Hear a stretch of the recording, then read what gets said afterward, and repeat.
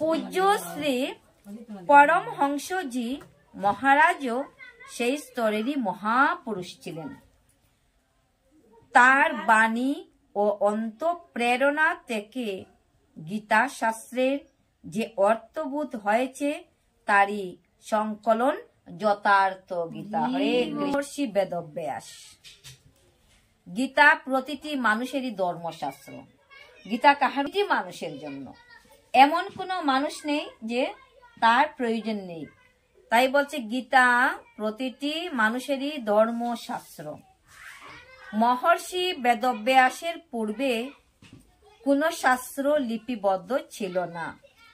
শ্রুতজ্ঞানের এই পরম্পরা ভঙ্গ করে তিনি 4 বেদ, ব্রহ্মসূত্র, মহাভারত, ভাগবত এবং গীতার মতো গ্রন্থগুলিতে পূর্ব সঞ্চিত ভৌতিক আধ্যাত্মিক জ্ঞান রাশিতে সংকলিত করে শেষে নির্ণয় করলেন যে সর্বোপনিষদ গাবদুগ্ধা গোপাল নন্দন সমস্ত বেদের প্রাণ উপনিষদগুলিরও সার হলো গীতা। প্রথম তিনি কি করেছিলেন? প্রথম তিনি 4 বেদ। 4 বেদ কি কি? ঋগ্বেদ, সামবেদ, যজুর্বেদ, অথর্ববেদ। বেদব্যাস মহর্ষি কৃষ্ণ দ্বৈপায়ন বেদব্যাস প্রথমে তিনি 4 বেদ, তিনি 4টি বেদ এই জীবজগতের জন্য তিনি ভাগে তিনি বিভক্ত করেছিলেন। এই বেদ একত্রিত ছিল, আর তিনি কি করেছিল? বেদব্যাস 4 ভাগে ভাগ করেছেন। তারপর ব্রহ্মসূত্র, মহাভারত রচনা করলেন। ভাগবত এবং গীতার মতো ভৌতিক ও আধ্যাত্মিক জ্ঞান রাশিকে সংকলিত করে শেষে নির্ণয় কি করলেন? যে সর্ব উপনিষদ গাব দুগ্ধা গোপাল নন্দন। তিনি এই সৃষ্টি করলেন যে সর্ব উপনিষদের সার হলেন শ্রীমদ্ ভগবত গীতা, আর এই গীতা দোহন কর্তাকে স্বয়ং বাসুদেব শ্রীকৃষ্ণ। আর এই উপনিষদের এই গাবি হলেন শ্রীমদ্ ভগবত গীতা, আর গাবির বৎস হলেন অর্জুন, আর দোহন করবেন কে? প্রাণ গোবিন্দ স্বয়ং।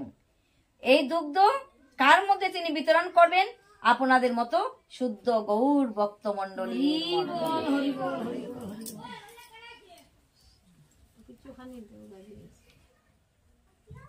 গোমাতার সেবা দেও। সেই মহাপুরুষ তিনি যে শ্রীকৃষ্ণ দোহন করে অশান্ত জীবকে পরমাত্মার দর্শন করিয়ে সাধনের স্থিতি থেকে ক্রমশ শাশ্বত শান্তির স্থিতি পর্যন্ত পৌঁছিয়ে দেন। আমাদের অন্তর কি শান্ত না অশান্ত? অশান্ত। তাই অশান্ত জীবদেরকে সান্ত্বনা দেওয়ার জন্য তিনি এই কি করেছেন? শ্রীমদ্ ভগবত গীতা সৃষ্টি করেছেন, যাহাতে সকল জীবের অন্তর শান্ত হয়, হৃদয় শান্ত হয়। গীতা সুগীতা কর্তব্য যে গীতা উত্তম রূপে মনন করে। মনন করা কি মানে? মন করা, মনন করা, মন্থন করা, হৃদয়ে ধারণ করার যোগ্য। হৃদয় দিয়ে আমরা অনুভব করতাম। দেখো গোমাতা এসেছে, তুমি তাহলে অন্য শাস্ত্র সংগ্রহের কি প্রয়োজন? অন্য শাস্ত্র আমাদের সংগ্রহ করার এমন কোন বিশেষ প্রয়োজন নেই। একম শাস্ত্রম দেবকী পুত্র গীতম এক দেব দেবকী পুত্র এব এক মন্ত্রস্য নামানি ইয়ানি কর্মাপেক্ষু তস্য দেবস্য সেবা। গীতার সারাংশে নিম্ন প্রদেশ দিয়েছেন, একমাত্র শাস্ত্রই গীতা। হরি বল। একমাত্র শাস্ত্র হলো গীতা। এক দেব দেবকী পুত্র, দেবকী পুত্র হলো একমাত্র ভগবান। হরি বল। দেবকী পুত্র শ্রীকৃষ্ণ বিনা দ্বিতীয় আর কেহ নেই। তাই এই দেবকী পুত্র ভগবানের শ্রীমুখের বাণী হলো শ্রীমদ্ ভগবত গীতা। সেই স্তুতিতে যে সত্য সম্বন্ধে বলেছেন তা হলো আত্মা। আত্মা ব্যতীত কিছুই শাশ্বত নয়। সেই স্তুতিতে মহাযুগেশ্বর কি জপ করতে বলেছেন, কি জপ করতে বলেছেন, আমরা সবাই একই সাথে একই সুরে জপ করব। ওম তৎসৎ, ওম তৎসৎ, ওম তৎসৎ। ওম নমো ভগবতে বাসুদেবায়। ওম নমো ভগবতে বাসুদেবায়। ওম নমো ভগবতে বাসুদেবায়। তিনি কি জপ করতে বলেছেন, কি ধ্যান করতে বলেছেন? শুধু ওম। ওম পরব্রহ্মের নাম। অর্জুন ওম অক্ষয় পরমাত্মার নাম। এই অক্ষয় পরমাত্মার নাম হচ্ছে ওম।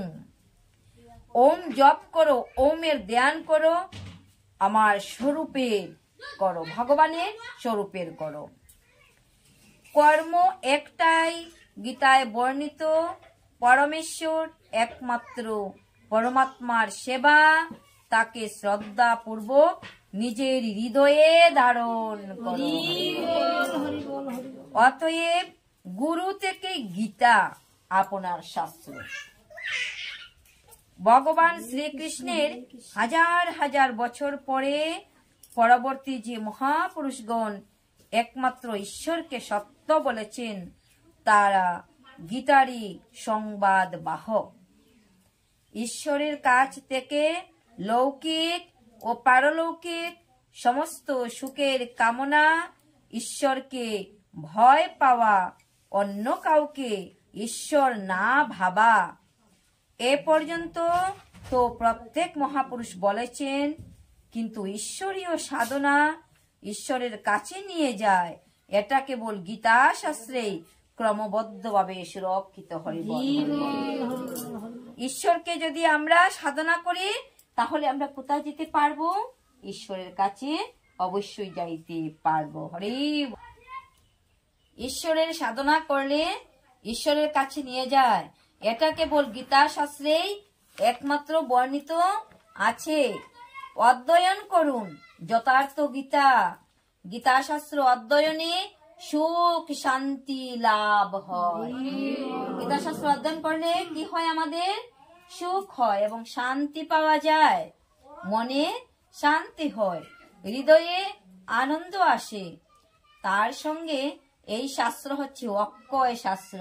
অক্ষয় শব্দের অর্থ হচ্ছে যার কখনো ক্ষয় হয় না, যার কখনো বিনাশ হয় না। অক্ষয় অনাময় পরম পদ প্রদান করে। প্রাপ্তির জন্য অধ্যয়ন করুন গীতার বিশ্ব গৌরব প্রাপ্ত টিকা যথার্থ গীতা। হরি। শ্রীকৃষ্ণের বক্তব্য হৃদয়ঙ্গম করতে না পারার একমাত্র কারণ তিনি ছিলেন মহাযোগ সিদ্ধ পুরুষ। তিনি যে স্তরের বক্তব্য দিয়েছেন ক্রমশ চলে, সেই স্তরে পৌঁছালেই বলা যেতে পারে যে শ্রীকৃষ্ণ যখন গীতার উপদেশ দিয়েছিলেন তখন তার মনোগত ভাব কি ছিল? অন্তঃস্থিত সমস্ত ভাব ভাষায় সম্পূর্ণরূপে ব্যক্ত করা দুঃসাধ্য। ভগবান কৃষ্ণ যখন অর্জুনকে গীতার জ্ঞান দান করেছিলেন তখন ভগবানের মনের ভাব কি ছিল কেউ কি বলতে পারে? কেউই বলতে পারবেন না, কারণ তিনি হলেন ঈশ্বর পরম কৃষ্ণ, সচ্চিদানন্দ বিগ্রহ, অনাদিরাদে প্রাণ গোবিন্দ, সর্ব কারণ কারণম। এই বিশ্বের খবর তিনি জানেন, সকলের মনের খবর তিনি রাখেন, কিন্তু ভগবানের মনের খবর কে রাখেন? হরিবল। ওনার মনে কি ছিল আমরা কি কেউ বলতে পারবো? কেউই বলা সম্ভব হবে না। অন্তঃস্থিত সমস্ত ভাব ভাষায় সম্পূর্ণরূপে ব্যক্ত করা দুঃসাধ্য। যাহা কখনো সাধ্য নয় সেটাই হলো দুঃসাধ্য। তার কিছু অংশ ভাষায় ব্যক্ত হয় কিছু ভাব ভঙ্গিমার দ্বারা। ভগবানের যে ভাব করে ভঙ্গিমা করে, সেই ভাব ভঙ্গিমার মাধ্যমে কিছুটা বোঝা সম্ভব। সাধনা পথের প্রতীকী সেই নিশ্চিত ক্রিয়াত্মক পদ্ধতি দ্বারা অগ্রসর হওয়ার পর বিষয়বস্তুর বাস্তবিকতা অনুভব করতে পারে। সাধন পথের প্রতীক যারা, তারা কিছুটা হলেও সেই ভাবভঙ্গের কথা বুঝতে পারে। যারা সাধন পথের প্রতীক, আমার মতো অধম কখনোই সেই সাধন পথের প্রতীক হতে পারে না। আপনারা সাধুগুরু বৈষ্ণবগণ, আপনারা বলতে পারেন আপনারা ভগবানের প্রিয় ভক্ত, নিকটের ভক্ত। তাই বলছে সাধন পথের প্রতীক যারা, তারা কিছুটা হলেও অগ্রসর হতে পারে। ঋষিগণ বহুবার যে কথা বলেছেন, সেই কথাই শ্রীকৃষ্ণ বলেছেন। তিনি একদা কখনো বলেননি যে সনাতন শাশ্বত সত্য জ্ঞান সম্বন্ধে কেবল আমি জানি বা আমি বলবো, পরন্তু বলেছেন তত্ত্বদর্শী মহাপুরুষের শরণাগত হও এবং নিষ্কপট সেবা যত্ন দ্বারা সেই জ্ঞান লাভ করো। নিষ্কপট কথার অর্থ হচ্ছে যাহাতে আমাদের অন্তরে কোনো কপটতা থাকে না, কুটিলতা থাকে না। নিষ্কপট, কপটতা যাতে না থাকে। হরি বল।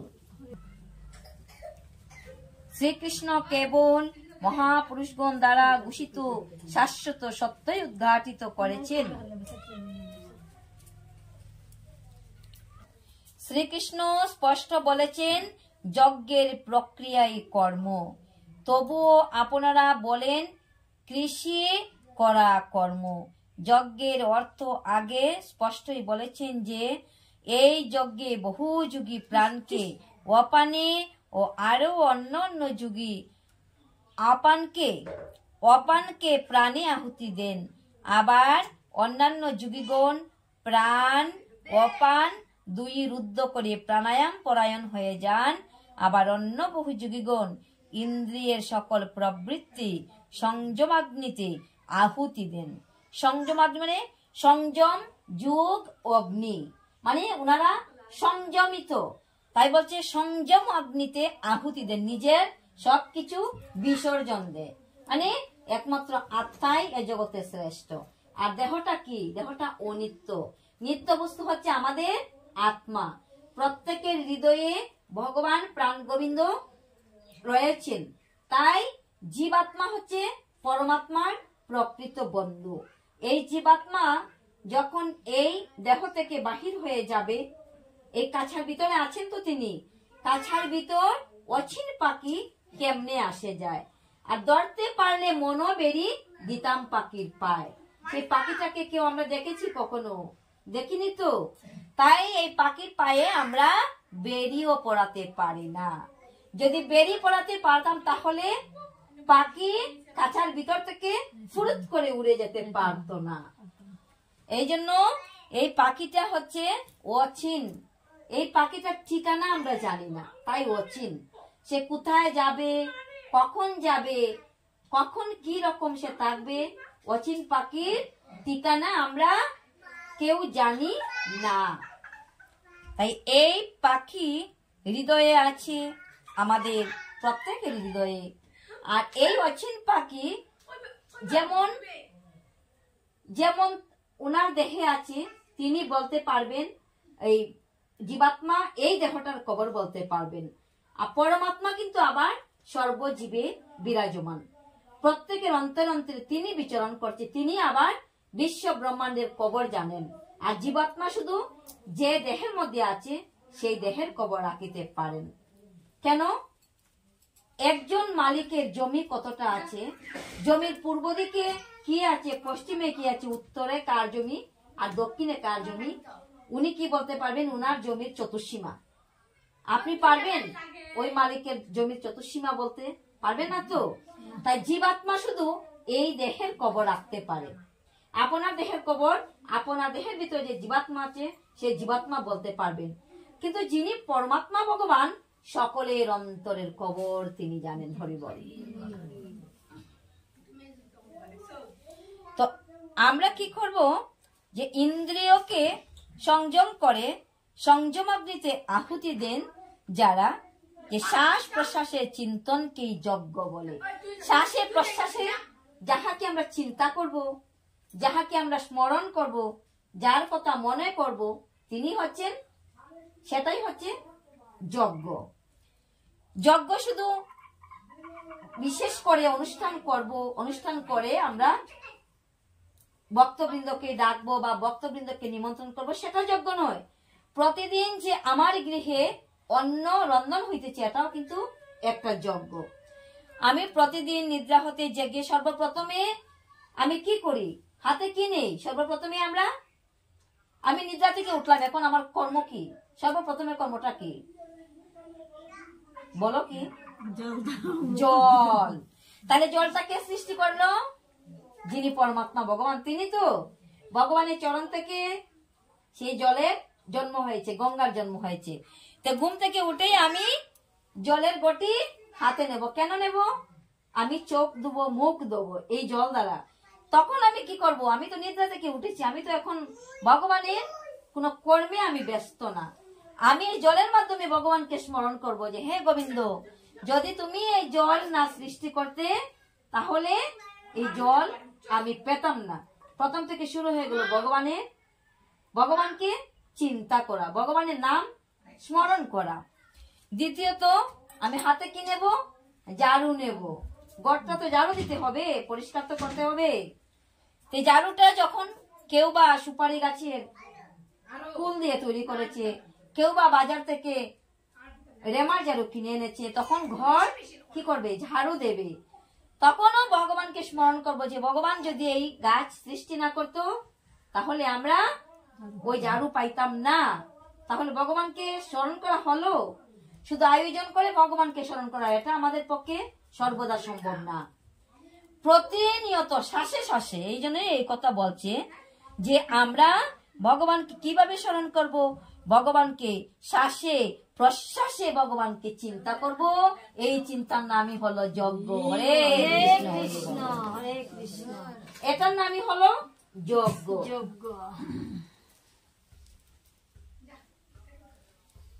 শ্বাসে প্রশ্বাসে ভগবানকে চিন্তা করব, এই চিন্তার নামই হচ্ছে যজ্ঞ। মন সহিত ইন্দ্রিয় সমূহের সংযমী যজ্ঞ। মনকে যদি আমরা নিয়ন্ত্রণে রাখিতে পারি, মনকে যদি আমরা বশ করিতে পারি, তাহলে এর নামই হলো যজ্ঞ। এইভাবে যজ্ঞ শব্দের অর্থ স্পষ্টভাবে বলেছেন। তা সত্ত্বেও আপনারা বলেন বিষ্ণুর নিমিত্তে স্বাহা বলা অগ্নিতে জব, তিল, ঘৃতের আহুতি দেওয়াই যজ্ঞ। শ্রীকৃষ্ণ এইরূপ একটা শব্দ কোথাও বলেনি। যজ্ঞের মধ্যে অগ্নি প্রজ্বলন করব কি দ্বারা? চন্দন দ্বারা অগ্নি প্রজ্বলিত করলাম। সেই অগ্নির মধ্যে জব দিলাম, তিল দিলাম, আর ঘৃত দ্বারা অগ্নি প্রজ্বলিত করলাম। কিন্তু ভগবান এটাকে অনুমোদন করেননি। ভগবান বলছে প্রতিনিয়ত শ্বাস প্রশ্বাসই হচ্ছে আসল যজ্ঞ। হরি বল।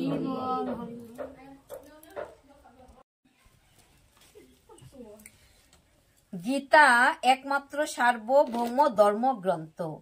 ধর্মের নামে প্রচলিত বিশ্বের সমস্ত ধর্মগ্রন্থের মধ্যে গীতার স্থান সর্বোচ্চ এবং অদ্বিতীয়।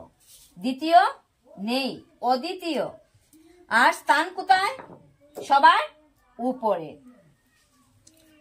গীতা কেবল ধর্মশাস্ত্রই নয়, অন্যান্য যাবতীয় ধর্মগ্রন্থের মধ্যে নিহিত সত্যের মানদণ্ড হলো গীতা। গীতা কিসের মানদণ্ড? সত্যের মানদণ্ড। প্রত্যেক মহাপুরুষ নিজস্ব শৈলী ও কিছু কিছু বিশিষ্ট শব্দের প্রয়োগ করেন। যুগেশ্বর শ্রীকৃষ্ণ গীতাশাস্ত্রে কর্ম, যজ্ঞ,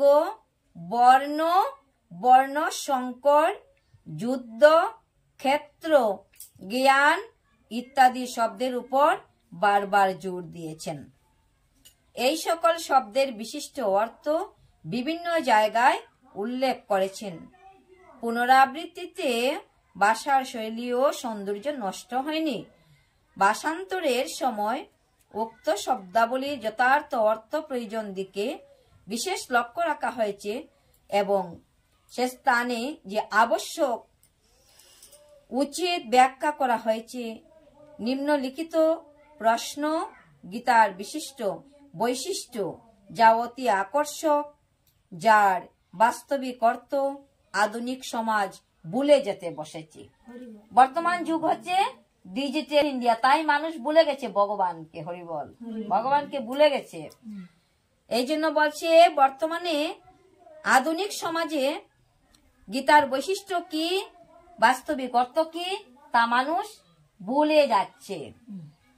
যথার্থ গীতায় এর বাস্তবিক অর্থ ও ব্যাখ্যা করা হয়েছে। উদাহরণার্থ শ্রীকৃষ্ণ তত্ত্বদর্শী যোগী ছিলেন। কৃষ্ণ হচ্ছে ভগবান, তিনি সবার ঈশ্বর। তিনি আমাদিগকে এই ধরাধামে পাঠিয়েছেন। আবার কি করবেন? আবার সবাইকে তিনি নিয়েও যাবেন। তিনি রেখে যাবেন কি আমাদিগকে? আমরা কি চিরস্থায়ী? আমরা হলাম ক্ষণস্থায়ী। আকাশে যেমন বিদ্যুৎ ঝলকায়, ঠিক ততটুক সময় আমাদের হিসাব মতে, যে পরমপিতা ব্রহ্মার হিসাব মতে যতটুক পর্যন্ত বিদ্যুৎ ঝলকায় ততটুক সময় পর্যন্ত আমাদের বসবাস এই পৃথিবীতে। আবার আমাদের চলে যেতে হবে। কোথায় যেতে হবে? আমাদের পিতার কাছে যেতে হবে। আমাদের পিতার কাছে চলে যেতে হবে। আমরা কোথায় এসেছি? পরবাসে এসেছি। সত্য কি? একমাত্র আত্মাই হলো পরম সত্য। আত্মা কোথায় বাস করেন? আত্মা কোথায় বাস করেন? আত্মা সবার অন্তরে বাস করে। সনাতন আত্মাই হলো সনাতন। তিনি নিত্য, শাশ্বত। এই সনাতন বস্তুর কখনো বিনাশ হয় না, অবিনশ্বর। সনাতন ধর্ম পরমাত্মার সহিত মিলনের একমাত্র প্রক্রিয়া। পরমাত্মার সাথে মিলিত হওয়ার একমাত্র কি পথ। যুদ্ধ কেন বারে বারে এই সকল কথা বলেছেন? যুদ্ধ দৈবী বা আসুরি গুণসমূহের সংঘর্ষই হলো যুদ্ধ, মানে দুই পক্ষে সংঘর্ষ হওয়া। পাথরে পাথরে যখন ঘর্ষণ হয় তখন কি হয়? আগুন জ্বলে, তাই তো? তো মানুষে যখন যুদ্ধ হবে, সংঘর্ষ হবে, তখন কি হবে? ধ্বংস হয়ে যাবে। এটা হলো অর্থ। জ্ঞান পরমাত্মার প্রত্যক্ষ অনুভূতি হলো প্রকৃত জ্ঞান। জ্ঞান কি? পরমাত্মাকে জানা, পরমাত্মাকে বুঝা, এটাই হলো প্রকৃত জ্ঞান। যোগ শব্দের অর্থ হলো সংসারের সংযোগ বিয়োগ রহিত অব্যক্ত ব্রহ্মের সহিত আত্মার মিলনের নামই হলো যোগ। কথাটা আমরা বুঝলাম কি নাকি বুঝতে অসুবিধা? যোগ কি? সংসারে সংযোগ বিয়োগ রহিত অব্যক্ত ব্রহ্মের সহিত আত্মার পরমাত্মার মিলনের নামই হলো যোগ। জ্ঞান যুগ আরাধনায় কর্ম নিজের উপর নির্ভরশীল হয়ে কর্মে প্রবৃত্ত হওয়ায় জ্ঞান যুগ। হরি বল, হরি বল। কার উপর নির্ভরশীল? নিজের উপর। আমার পরমাত্মা যিনি আছেন তিনি কি করছেন? জীবাত্মাকে দেখাশোনা করছেন। জীবাত্মার বন্ধুকে পরমাত্মা। একটু নিষ্কাম কর্মযুগের অর্থ কি? ইষ্টের উপর নির্ভর করে সমর্পণের সহিত কর্ম প্রবৃত্ত হওয়া নিষ্কাম কর্মযুগ। হরে কৃষ্ণ, হরে কৃষ্ণ। আমরা বুঝতে পারলাম কি নিষ্কাম কর্মযুগের অর্থটা কি? যখন ভগবানকে সমর্পণ করে আমরা কর্ম করি, সেটাই হলো নিষ্কাম কর্মযুগ। শ্রীকৃষ্ণ কোন সত্যের বিষয়ে বলেছেন? ভগবান অর্জুনকে কোন সত্যের বিষয়ে বলেছেন? তত্ত্বদর্শী গণ যা সম্যক অনুভব করেছেন ও অন্তর্দৃষ্টি দিয়ে যা দেখেছেন, এর পরেও দেখবেন সেই শাশ্বত সত্য সম্বন্ধে শ্রীকৃষ্ণ গীতায় উল্লেখ করেছেন। যজ্ঞ সাধনার বিধি, এর অর্থ কি? বিশেষকে যজ্ঞ বলে। কর্ম কি? যজ্ঞকে কার্যরূপ দেওয়া কর্ম। কর্মই যজ্ঞ, আবার যজ্ঞই কর্ম। বর্ণ আরাধনার সেই একমাত্র বিধি যাকে কর্ম বলে, সেই কর্মকে 4টি শ্রেণীতে ভাগ করা হয়েছে। সেই 4টি বর্ণ সাধনা পথে একজন সাধকেরই উঁচু নিচু স্তর হলো সেই বর্ণ, জাতি বিশেষ নয়, যা বর্তমান সমাজে প্রচলিত। আমরা কি করছি? উনি ধনী, তিনি গরিব, আমরা বৈষম্য করছি। কিন্তু ভগবান কি বলছে? উঁচু নিচু স্তর হলো সেই বর্ণ, জাতি বিশেষ নয়। আমরা বলি উনি শূদ্র, উনি বৈষ্ণব। শূদ্র নিচের জাতু, নিচের নিচ কুলের। কিন্তু আমরা সেটা জানি না যে একজন মুচিও কি হতে পারে? সূচি হতে পারে। মুচিও সূচি হতে পারে। তাই বলছে শাস্ত্রে, কি বলছে? যে কি বলছে? হ্যাঁ বলো, সুন্দর করে বলো। মুচি কি হয়? আর হ্যাঁ, মুচি সূচি হয় যদি কৃষ্ণ বজে, আর সূচি মুচি হয় যদি কৃষ্ণ তজে, মানে বজে না, কৃষ্ণকে ত্যাগ করছে, কৃষ্ণকে বজনা করছে না। বর্ণসংকর কি? পরমাত্মা পদ থেকে বিচ্যুত হওয়া, সাধনায় ভ্রম উৎপন্ন হওয়াই বর্ণসংকর। ভ্রম মানে ভ্রান্ত ধারণা। মানুষের শ্রেণী, অন্তঃকরণের স্বভাব অনুসারে মানুষের শ্রেণী দুটি, প্রথমটি দেবতার ও অন্যটি অসুরের। মানুষের জাতি দুটি, যা স্বভাব দ্বারা নির্ধারিত। এই স্বভাবের আবার ক্ষয় বৃদ্ধিও হয়। অবতার, অবতারের আবির্ভাব পুরুষের হৃদয়ে হয়, বাইরে নয়। বাইরে অবতার হয় না, হৃদয়ে। বিরাট দর্শন, যুগের হৃদয়ে ঈশ্বর প্রদত্ত অনুভূতি। ভগবান সাধকের হৃদয়ে দৃষ্টি হয়ে দাঁড়ালে তবেই দেখা যাবে। হরে কৃষ্ণ, হরি বল। একজন সাধকের যখন ঈশ্বরের অনুভূতি হয় যুগের হৃদয়ে, আর সাধকের হৃদয়ে যখন দৃষ্টি হয়ে দাঁড়ায় ভগবান, তখনই কি হয়? বিরাট দর্শন হয়। পূজনীয় দেব একমাত্র পরাৎপর ব্রহ্মই পূজনীয় দেব। হৃদয় দেশই হলো তাকে পূজবার স্থান। কোথায় পুজবো? ইট পাথরে গড়া মন্দিরে নয়। কোন মন্দিরে? হৃদয় মন্দিরে ভগবানকে পুজবো। হৃদ মন্দিরে দরজার কপাট খুলে দিয়ে প্রাণ গোবিন্দকে হৃদয়ের আসনে বসাবো। হরে বল।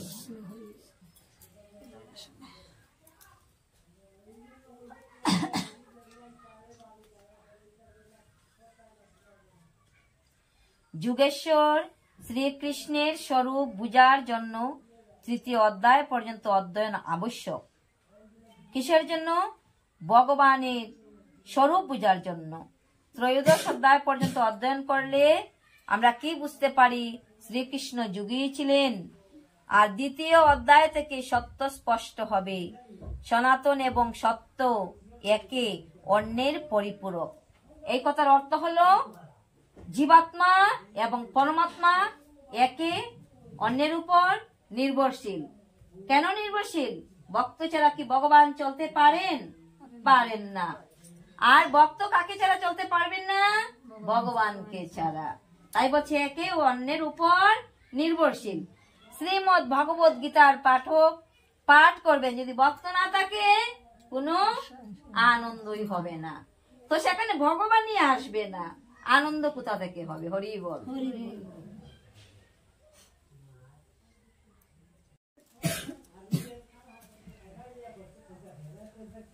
ত্রয়োদশ অধ্যায় গীতার আরম্ভে ধৃতরাষ্ট্র জিজ্ঞাসা করেছিলেন যে সঞ্জয় ধর্মভূমি কুরুক্ষেত্রে সমবেত যুদ্ধে ইচ্ছুক আমার এবং পাণ্ডুর পুত্রগণ কি করল? এখনো বলা হয়নি যে সেই ক্ষেত্র কোথায়। প্রস্তুত অধ্যায়ে সেই মহাপুরুষ স্বয়ং নির্ণয় করলেন যে যে ক্ষেত্রে এই যুদ্ধ হয়েছিল সেই ক্ষেত্র বস্তুত কোথায়। হরিবল। সঞ্জয় হলো ধৃতরাষ্ট্রের অমাত্য বা সেবক। সেবককে প্রশ্ন করিয়াছিল কি যে এই কুরুক্ষেত্র উপস্থিত হয়ে আমার পুত্রগণ এবং আমার ভাই পাণ্ডু পুত্রগণ কি করছে। কিন্তু সঞ্জয়কে তো বলেনি যে কুরুক্ষেত্র স্থান কোথায়, বলেনি। শ্রী ভগবান উবাচ ইদম শরীরম কৌন্তেয় ক্ষেত্রমিতি অবিধীয়তে এতদ্যো বেত্তি ত্বং প্রাহু ক্ষেত্রজ্ঞ ইতি তদ্বিদো। কৌন্তেয়, এই দেহটা একটা ক্ষেত্র। আমাদের মানব দেহটা কি? একটা ক্ষেত্র বা জমি, ক্ষেত, যাকে আমরা কি বলি? ক্ষেত বলি। যিনি একে উত্তম রূপে জানেন তিনি ক্ষেত্রজ্ঞ। তিনি হচ্ছে ক্ষেতের মালিক, যিনি ক্ষেতের খবর জানিতে পারেন, খবর রাখেন। তিনি এর মধ্যে আবদ্ধ নন। যিনি এই দেহের মধ্যে আছে তিনি কি দেহের মধ্যে আবদ্ধ? সর্বদা কি থাকবেন না চলে যাবেন? কি করবেন? চলে যাবে। উনি থাকবে না এই ক্ষেতে।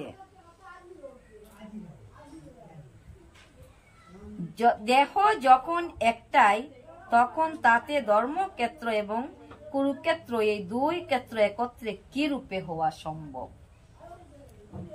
বস্তুত একটা দেহেরই অন্তরালে অন্তঃকরণের দুটি প্রবৃত্তি পুরাতন। প্রথমটি পুণ্যময় প্রবৃত্তি, দৈবী সম্পদ, যা পরম ধর্ম পরমাত্মাতে স্থিতি প্রদান করে, এবং দ্বিতীয়টি হচ্ছে আসুরি সম্পদ, দোষযুক্ত দৃষ্টিকোণে যার গঠন হয়, যা এই নশ্বর সংসারে বিশ্বাস এনে দেয়।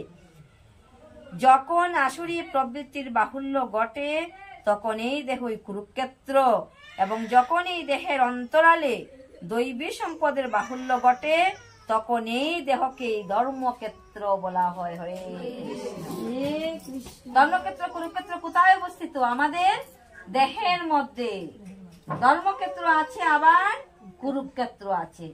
যখন আসুরিক বাম প্রবল হয়ে উঠে তখন এই দেহটা কি ক্ষেত্রে পরিণত হয়?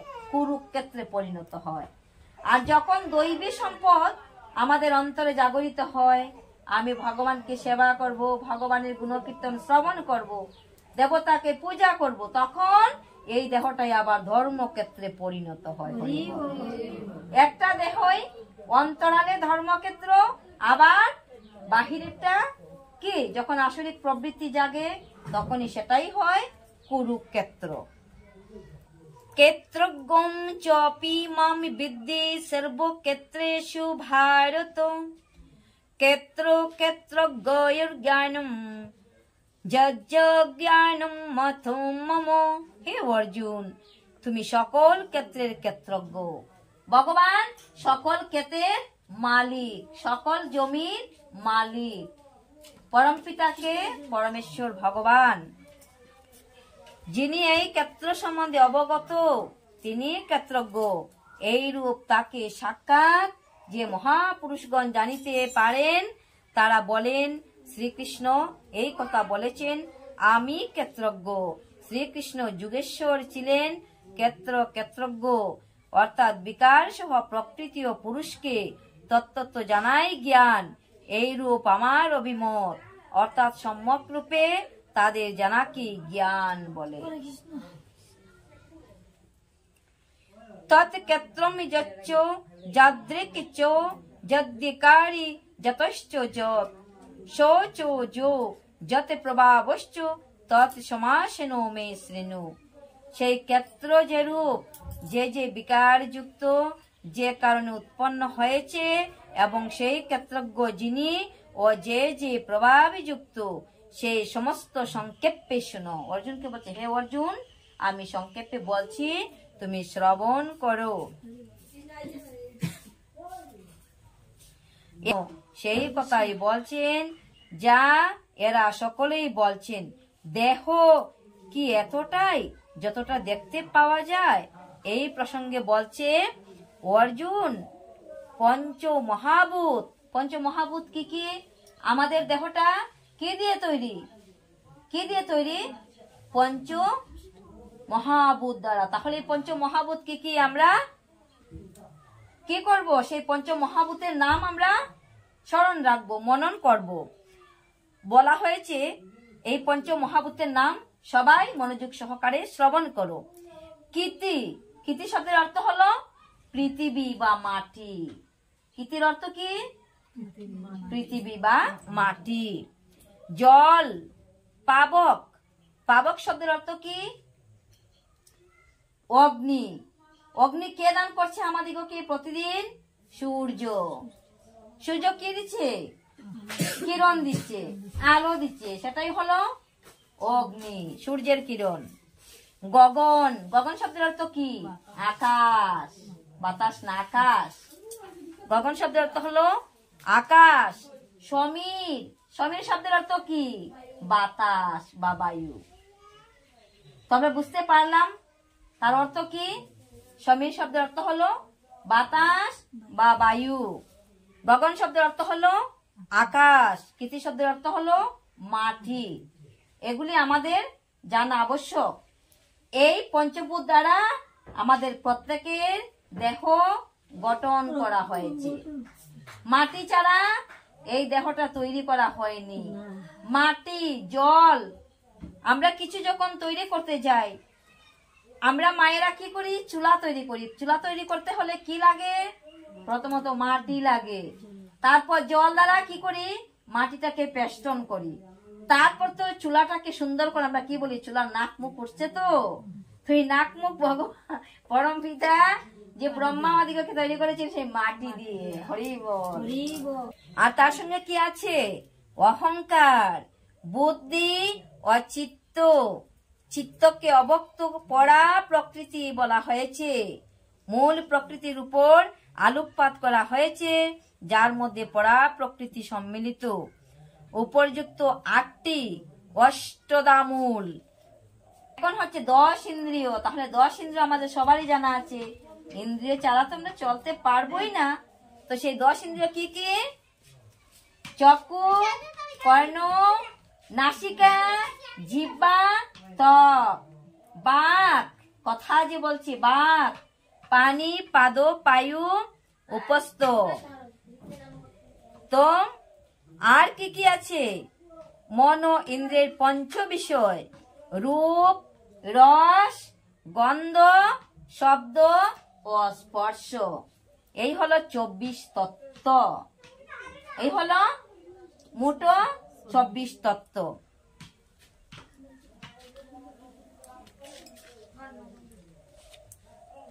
ইচ্ছা, দেশ, সুখ, দুঃখ প্রবৃত্তি সংযুক্ত হলো এই স্থূল দেহ পিণ্ডটা। এর মধ্যে সব রয়েছে আমাদের চেতনা, ধৈর্য, এই সকল বিকারযুক্ত ক্ষেত্র সংক্ষেপে বর্ণিত হলো। এই ক্ষেত সম্পর্কে বর্ণনা করা হলো। তাহলে ক্ষেতের মধ্যে কি কি আছে? এই জমিটার মধ্যে কি কি আছে? আমরা আবার বলি, মাটি, জল, বায়ু, আকাশ, অগ্নি। আর কি আছে? অহংকার, মন, বুদ্ধি। আর কি আছে? 10 ইন্দ্রিয়। আমার নিজের ক্ষেতের কথা, অন্যের ক্ষেতের কথা না, আমার নিজের ক্ষেতের হিসাব। আমার ক্ষেতে কি কি আছে? চক্ষু, কর্ণ, নাসিকা, জিহ্বা, ত্বক, বাক, পানি, পাদ, পায়ু, উপস্থ। এগুলো হচ্ছে ক্ষেতের খবর। ক্ষেতের খবর রাখো। এই ক্ষেতের মধ্যে আর কি আছে? 18 মুকাম আছে,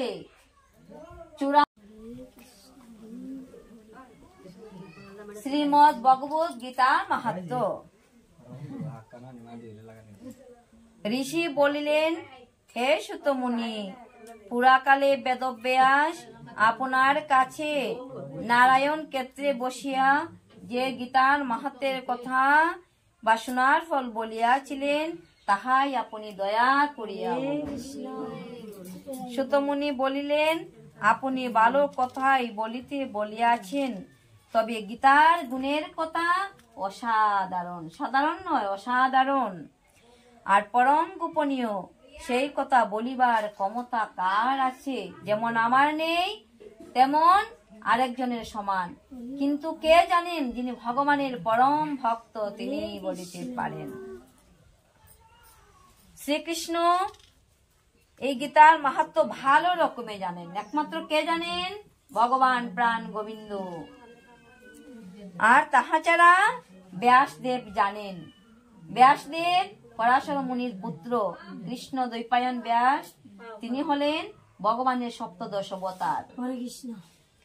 শুকদেব গোস্বামী ব্যাসদেবের পুত্র। শুকদেব যাজ্ঞবল্ক্য ও জনক ঋষি কিছু কিছু জানেন, কিছু কিছু জানেন, কিন্তু ভালো রকমের কে জানে?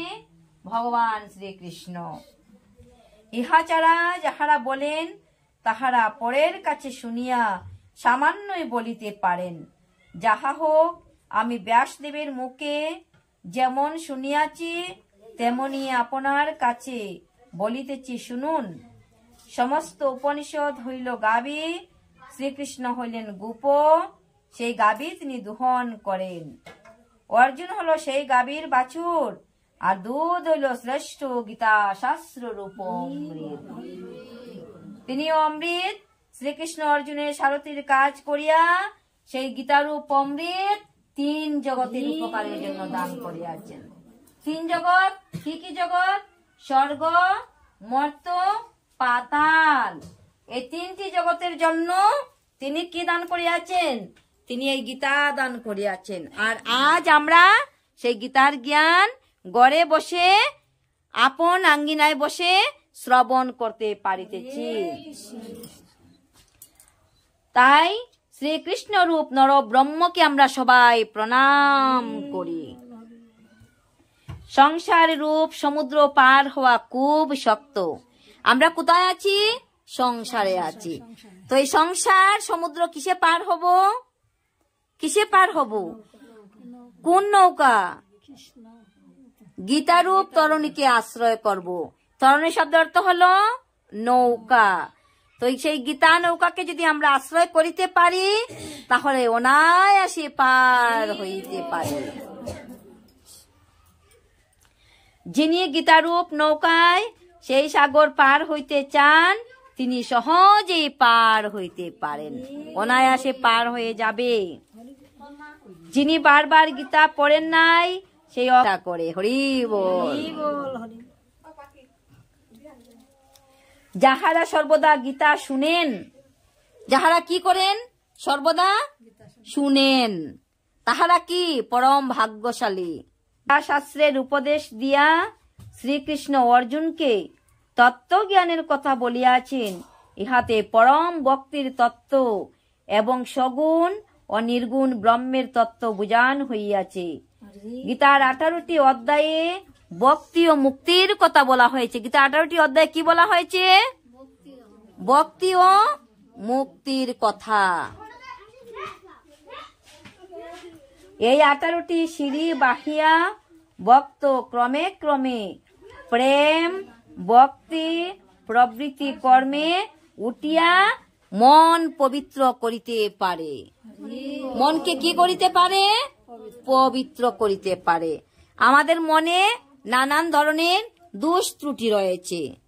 তাই গীতার জ্ঞান শ্রবণ করিতে করিতে দোষযুক্ত হয়ে মন, এই যে দোষযুক্ত মন, সেই দোষযুক্ত মনকে গীতার জ্ঞানের প্রভাবে কি হয়?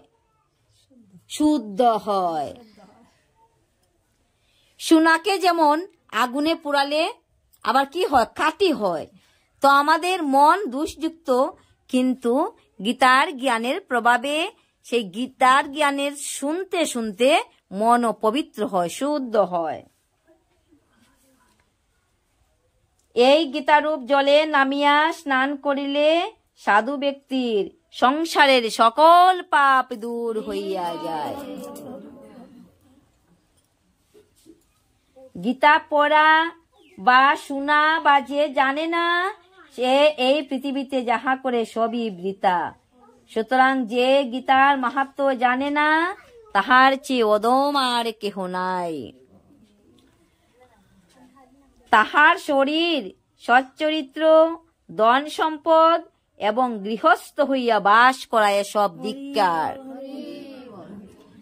যে গীতাশাস্ত্র জানে না, তার চেয়ে অদম আর কেহ নাই।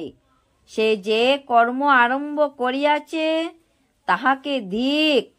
তাহার সুনাম, তাহার পূজাকে ধিক।